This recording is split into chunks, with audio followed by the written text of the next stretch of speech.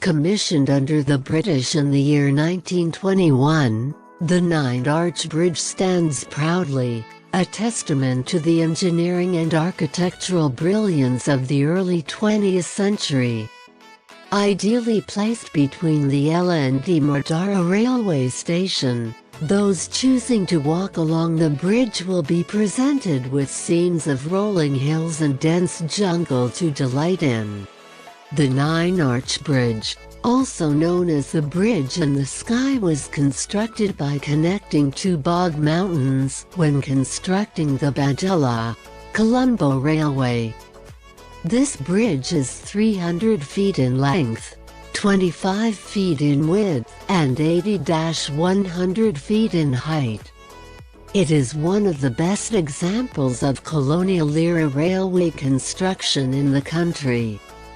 The bridge can be reached by traveling 2 kilometers on Gatwala Road starting from Halb Textile Center and Badella Bandarawala Road. The surrounding area has seen a steady increase in tourism due to the bridge's architectural ingenuity and the profuse greenery in the nearby hillsides. Arguably the best time to venture out would be during when the locomotives come barreling along, and thus it is advisable to check on the train schedule in advance. However, be sure to carry your trusty cam with you so that you might capture every moment that unravels before you.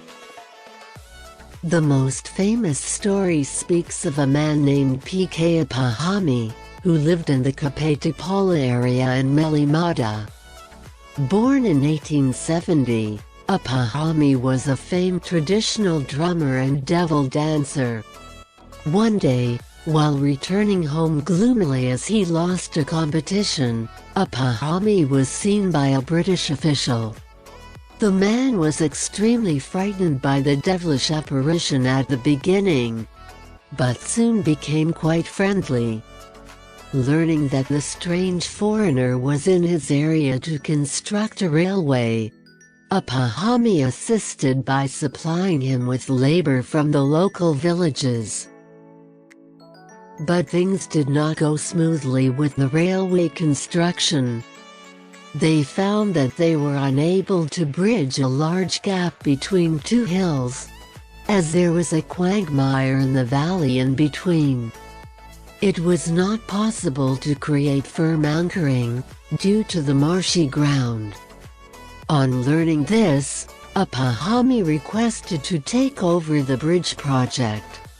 While he was rejected initially, they agreed later, as he had gained their trust with his assistance and friendship. As the story goes, Apahami started working on the bridge in 1913. He solved the issue of the unstable ground by toppling giant rocks into the space, until a firm bed of rocks was formed.